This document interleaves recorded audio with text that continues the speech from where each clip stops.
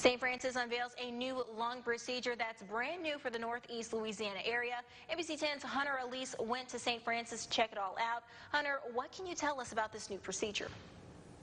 Michelle, before this technology became local, patients would have to drive to Shreveport or Baton Rouge, but now that it's closer, it's just a quick drive down the street.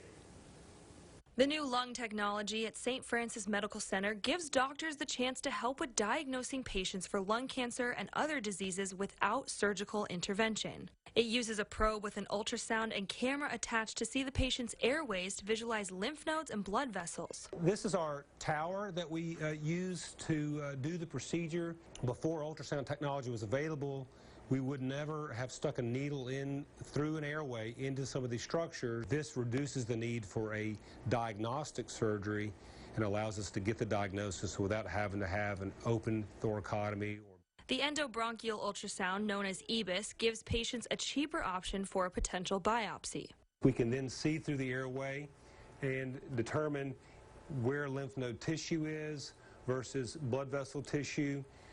Again, here on this picture here, you can see this person has a lymph node here to biopsy, and right next to it is the pulmonary artery. Using this machine takes a team of nurses and doctors to ensure a safe procedure for the patient.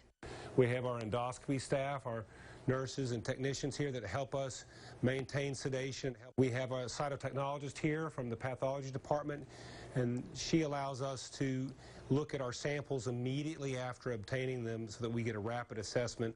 St. Francis has used the machine a dozen times since the technology became available here in Northeast Louisiana.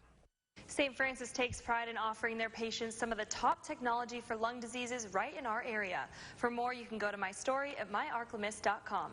In the studio, Hunter Elise, NBC 10, your local news leader.